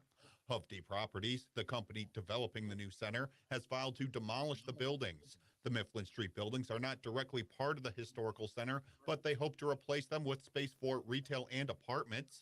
The permits to demolish the buildings will go before the city's Plan Commission next Monday. And that's what you need to know. I'm Nate Weggehout, WMDX News. Hey folks, Stephanie Miller here. As an enlightened progressive, you know how important it is to do business in accordance with your politics. That's why Solidarity Realty is my favorite real estate firm in Madison. Solidarity Realty is a local independent realty company that lives their values. They provide outstanding expertise and protect your best interests while building community and promoting sustainability and diversity. Vive la resistance! Find them today at solidarityrealty.com. And don't forget, tell them Stephanie Miller sent you. Compete with a 60-second showbiz beat. Beyonce, a country music star? Yes, indeed. And if that weren't enough, the genre-hopping singer has the #1 song on the country charts called Texas Hold'em. Variety reports that this is the first time a black woman has topped the country music charts, and according to Billboard, she is the only black woman ever to hit #1 on both country and the hot R&B hip-hop charts. Other artists who have achieved that feat are Justin Bieber, Billy Ray Cyrus, and Ray Charles. Kinda cool. Fans of the Gilmore Girls have flocked to Amazon to pre-order a copy of The Third Gilmore by Kelly Bishop, who played Emily Gilmore, the family matriarch. She's written a book about her experiences that promises never-before-heard stories. The Gilmore Girls helped put the WB network on the map and helped Bishop move from Broadway to TV. For more showbiz fun, tune in to Nightlight with me, Pete Schwaba, every night between 7 and 9 p.m. on the Civic Media Radio Network. This is your hometown radio, refreshed, keeping you informed, entertained, and connected locally across the Civic Media Network. I'm meteorologist Mace Michaels. Partly cloudy for tonight, low in the low 30s. Sunshine again for tomorrow, high in the upper 50s. Cooler on Friday, mostly sunny and mid-30s. The weekend will remain dry with lots of sunshine, breezy Saturday, low 40s, near 50 Sunday. It's 55 right now.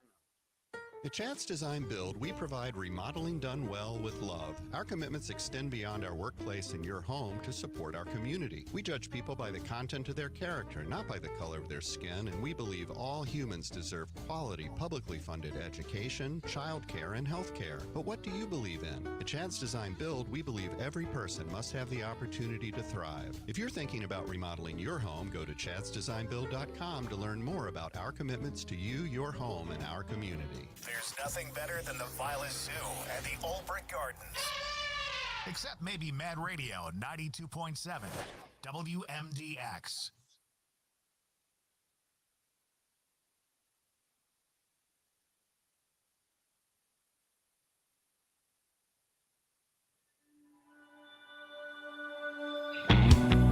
Charged, never convicted.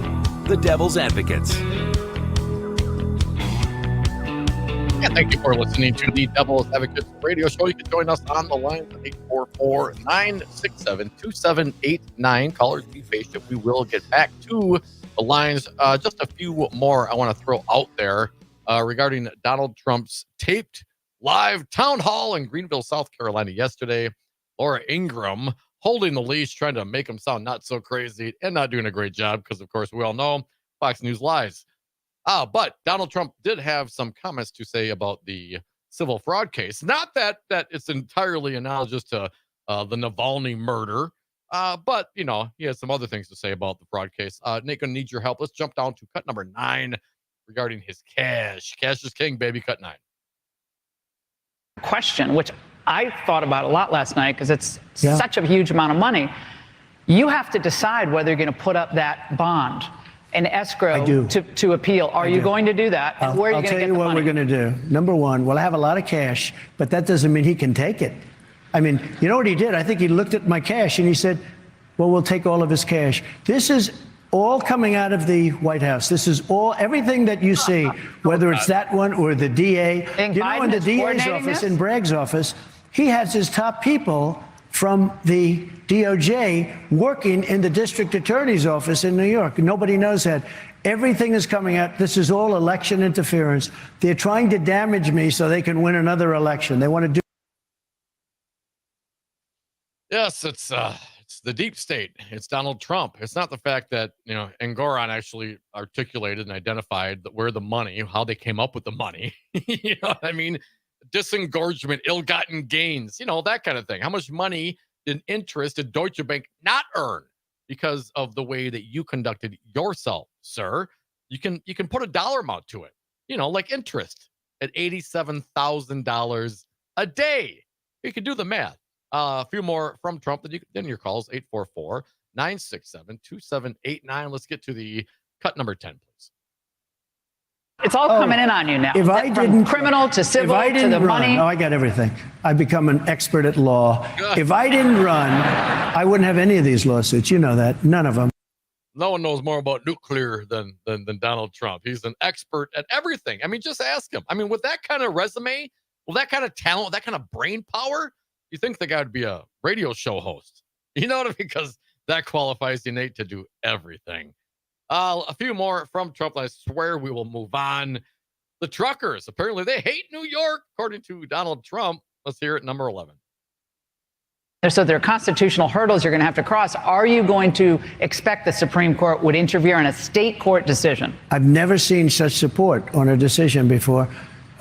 Truckers, everybody, they're saying, we're not going to deal in New York. People are leaving New York. I've never seen support like this.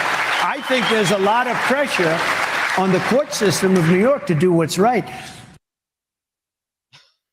I mean, no one's ever seen anything like it. This has never happened.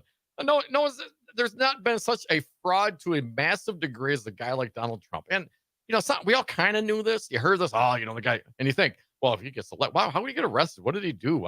Oh, yeah. Oh, damn. Oh, yeah. And to a degree, if he kept his head down and didn't run, you're right. The fraud may not have been found, may not have been prosecuted. Maybe he gets away with it.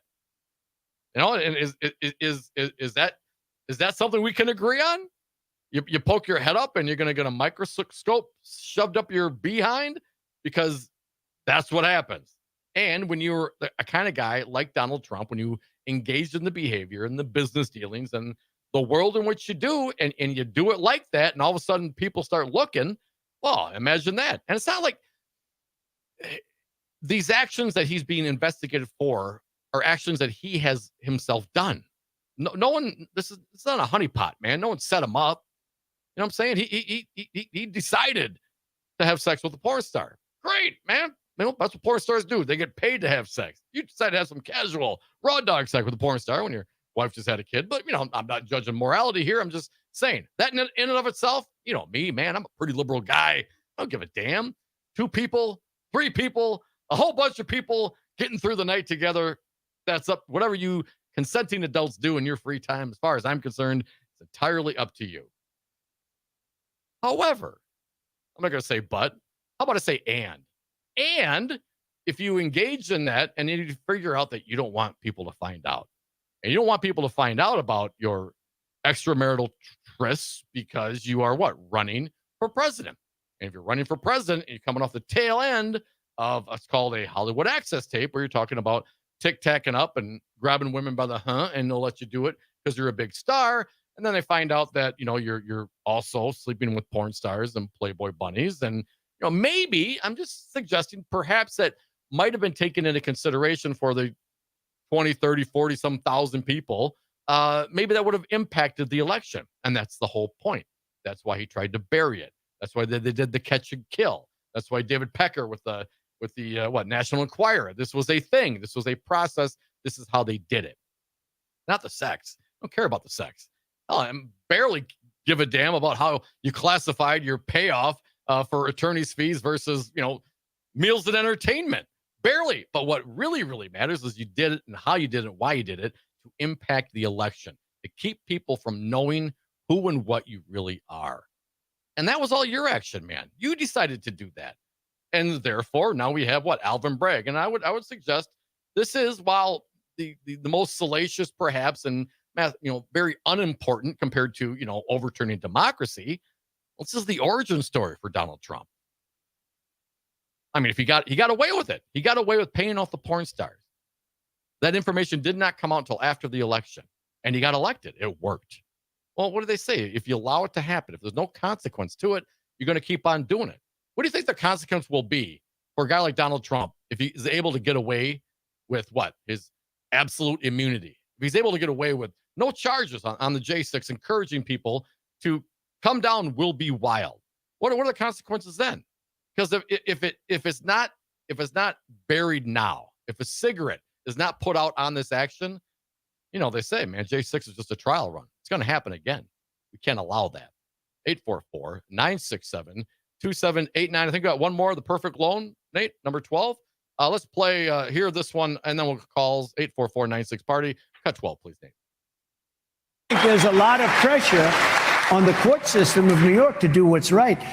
You borrow a small amount of money by comparison, you pay it back. The bank is in love with you. And by the way, this is a time, and a lot of the audience doesn't know, banks are doing very badly with commercial loans. They're not getting their money back. They're in default, everything. This was a perfect loan. I did a favor to this bank. I borrowed money. I paid it back. It was already done. Just 1 second. I pay it back. And then this guy uses this. It was just a weapon. They come after me and they charge me many times the money that you're talking about. $355 million fine for a perfect loan, where the bank was happy, the insurance companies, everybody's happy. And even he, in his statement, he said Trump did nothing wrong. Said he didn't have any contrition. He said you didn't have any contrition. Well, yeah, that he certainly does not. No, absolutely not. They don't. This is how they do it. And they're going to continue to do it unless there is some sort of repercussion. And the repercussion will be, guess what? You don't get to operate these businesses in this way because you will continue these same behaviors. That's the point. There is no contrition. They don't even admit they did anything wrong. No, it's totally fine. And then, again, what's the analogy? You steal from your boss, steal from your employer, you go to the casino, you double up that money, you go back to the boss, you put the money back in the safe. No harm, no foul, right? All good. Well, yes, it is all good until you lose at the casino. And then it's a big deal. It's more than just about Donald Trump. It's about the integrity of the financial systems themselves. Drunk driver, go out and drive. You got away with it, drunk driving. No big deal, right? Well, you didn't get caught. You didn't kill anybody. I guess no harm, no foul. Is that your point? Because, of course, there is a harm. There is a foul. There's the danger. And, of course, there is the implication that if you are not somehow, some way, have a comeuppance, have a consequence to those actions, they will continue to do it again, again, and again. Because why would you change? You're making money, apparently, from the disengorgement to the tune of hundreds of millions of dollars that other people would have made had you done the proper thing, had you paid the rate you should have paid. Opportunity costs, go to school. 844-967-2789. Let's get some callers. L.A. Tom, you are up. Welcome, Tom. What do you got for us? Hey, buddy. First off, great job this whole week, man. You've been kicking butt. Oh, thanks. Second, we bet. Second, we the people ultimately are the government, not the corporations.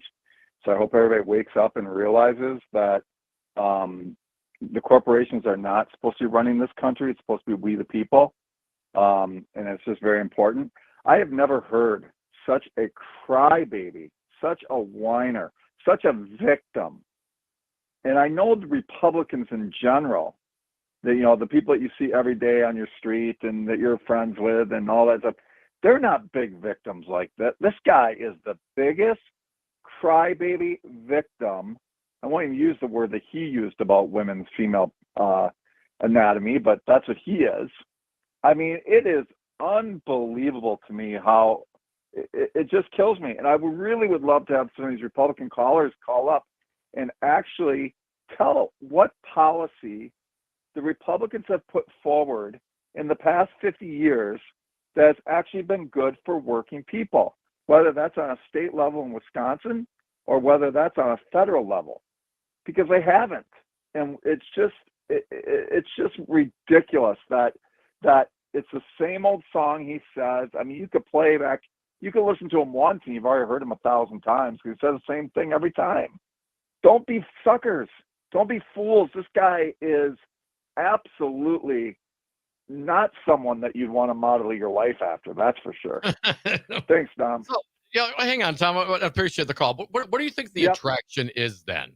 I mean, I know there's Republicans out there. I have friends that are Republicans that are people of character that are not down with this. But obviously, he's smoking Nikki Haley right now. I mean, he's purged the Republican Party. You look at the turnover going on in the House right now. And 14, 15. The Dems have their own, but the Republicans got a lot more. And these are committee members in their 30s and 40s and 50s. They're deciding, nope, I'm out. What do you think? What is, in your opinion, Tom, the attraction for a guy like Donald Trump to the megas out there? Well, I think the issue is that he's a big talker. So that's one thing about him, and he lies everything he says. So therefore, but when it comes to actual policy, there hasn't been any policy except for tax cuts for billionaires, which is what the billionaire class wants, which is what the media wants, which is what the corporations want, because then they don't pay their taxes. They get money back. And I guess he's like watching a train wreck. That's why I try to, every time I hear his name, I try to just turn off whatever media it is I'm watching, because, I mean, it is something where compelling. But the thing is, what policies? He can talk policies, but actions speak a lot louder than words. He had the Congress. He had all three branches of government. And he didn't do anything about, the border. The only people that I even hear talking about the border are commercials of Republicans talking about how the border's open. Apparently the immigrants are actually hearing the borders open, not from Democrats, but they're actually hearing it from the Republicans and everything they say and do. They keep on saying borders open, borders open, borders open. Well, then people probably think the border's open. So I don't know what his appeal is. I really don't. He is a scoundrel. He is a grifter. And you know what? Maybe that's appealing to some people where, they think it's cool, like Catch Me If You Can, if you can get away with it, if you have a multiple personality, if you're a total loser. He's a loser. Thanks for the call, Tom. I mean, I think there's maybe a little bit of all of that. But I would also say this, man, and coming from a guy who really only in my adult life started to even give a damn about any of this stuff. Really when I started doing the show. Now I'm doing a thing. Now I'm forced to take a look. Now I'm forced to look at the issues and the topics and try to understand and then see it through my eyes. But if you want to break stuff, if you're short somehow in your life and there's something missing and you got railed by something or whatever the case may be and you want to push back, well then you get the elephant in the china shop, man. You get a guy like Donald Trump. He'll fight for you. But I'm not clear that they're really following it through to the end. Because at the end, you end up like Navalny. Hello, Devil's Advocates. Join us last segment, 844-967-2789.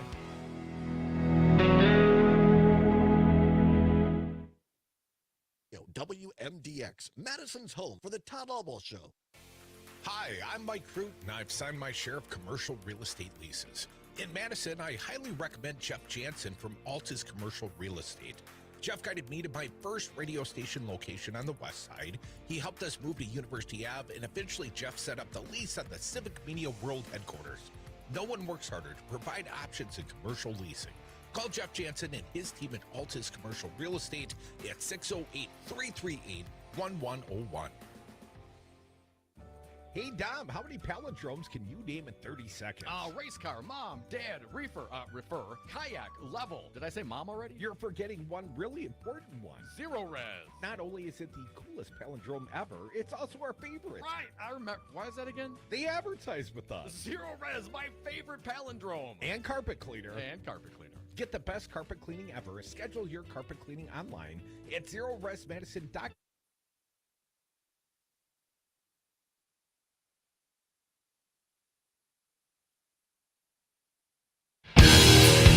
Occupy didn't start on Wall Street. It started on our street, the Devil's Advocates.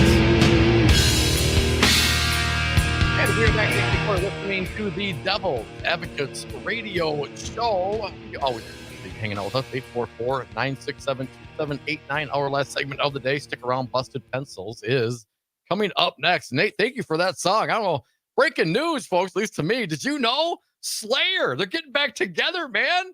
They've been together since 2019, reuniting to play the larger-than-life 2024. I think this is in like Kentucky or somewhere down south with Slipknot, Korn, Motley Crue, Judas Priest, Disturbed, Evanescence, Five Finger Death Punch, many, many more. I didn't know Slayer was even broke up, but they're back together, so we're jamming a little Slayer. Thank you for indulging me. Let's get back to the lines, 844-967-2789. I saw him up here at like in Oshkosh, Vegas, like some rock concert they have out in the outdoors a few years ago, and they were very good, always entertaining. Slayer. Gordy from Oregon, you're up. Welcome, Gordy. What do you got for us? Yeah, Trump was listing off all those different kinds of crime, but he forgot the one that he's most personally involved in, and that's white collar crime. Yeah. He failed to mention that one for some reason. Well, I mean, it's a white collar crime, Gordy. Who even cares? It's not even something that's prosecutable. I mean, what's really much worse than white collar crime, Gordy, is that migrant crime. You see how proud he was to come up with a migrant crime? Oh, man, he can't wait to say that one out on the campaign trail. Yes, absolutely. And the reason I had called originally was when you first opened up the show, you talked about the Republicans coming into Milwaukee and the Nazis that are going to show up.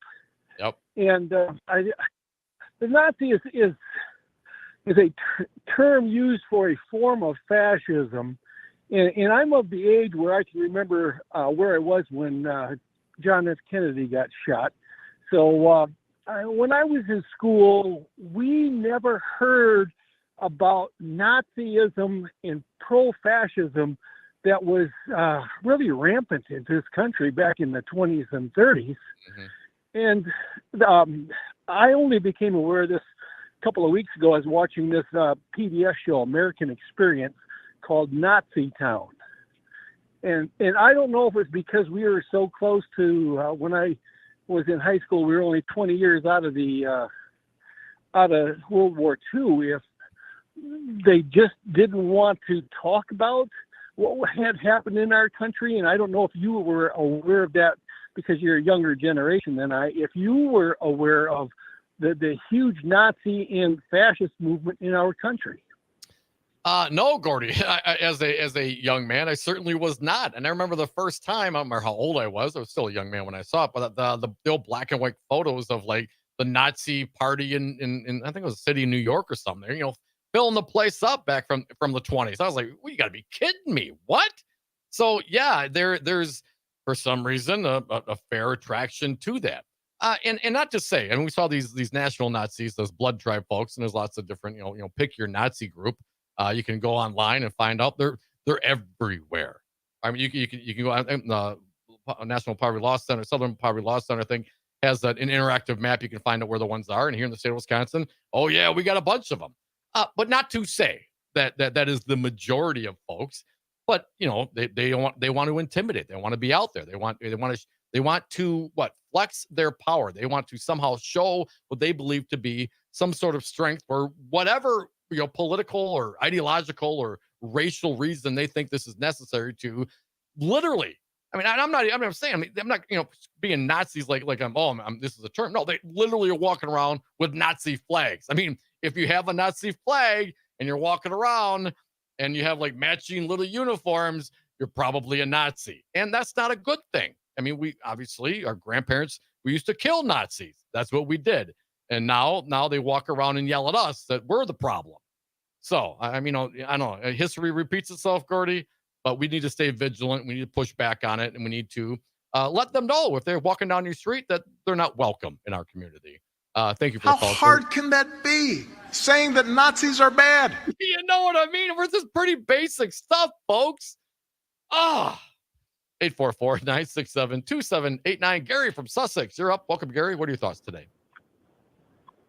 Well, I want to call up because of my good buddy, Tom from LA. We've talked many times. We've gone back and forth, and I respect Tom. He seems like a good guy, very smart, and he's a business owner. But he's talking about Trump whining. I listened to Tom.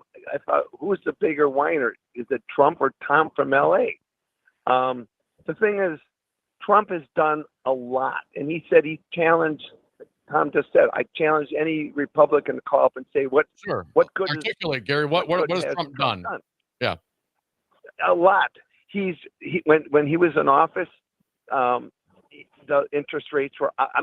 These are all talking points, but the interest rates are low. But basically, I'm way better off in my business and personally, way better off when Trump was president than when Biden became president. I mean, it's ridiculous. But, all the Democrats, they sit there and they whine about how bad Trump is. Why don't they tell us how good Biden is? Basically, we both kind of got relics for candidates. I think that we can do better. I really do. And sorry about that, Gary. I have a couple of calls. I want to get to them. I appreciate your point. I would challenge perhaps the memory, because remember when Trump was finishing up his presidency after the January 6th insurrection, there were the government shut down. Our business was shut down. It was the middle of the pandemic and all that stuff. Yeah, rates are low. Gas was low because the Fed had easy money for a long time. And let's see, rates and gas, of course. I mean, when the economy's in the tank, it's amazing how the price of gas goes down. So I hear what you're saying. I think there would be a lot of folks that would disagree, and everyone's individual, microeconomic circumstance doesn't necessarily, translate to everyone else's, so I get that part. But it's not, even if we're going to, talk about the taxes and the gas rates and those kinds of things, it's beyond that. It's also about the danger, the democracy, man. It's about this American experiment that we're working on and experience. And a guy like that to come in and try to shut it down, to challenge every tenant, every base, every institution to the nth degree, to try to manipulate it in his own image. That's not the country that I remember learning about, and it's certainly not one that I want to live in. I don't want to be a Navalny, man. That's not okay. Donald Trump is not Navalny. Donald Trump does some stupid things, and he's finally, first time in his life, being held somewhat accountable. Somewhat, I say, because all these other trials are still going on. We still don't know. And the guy's still leading the Republican Party. Gary, I just wonder, man, why not Nikki Haley? Why not anybody else? It's like Bob Spindell. Stick someone else in there. They're going to pass the same thing, but probably not going to try to blow up democracy. We are the Devil's Advocates. Come back tomorrow. Busted Pencils up next. Appreciate all of you listening to the Devil's Advocates, the greatest radio show ever.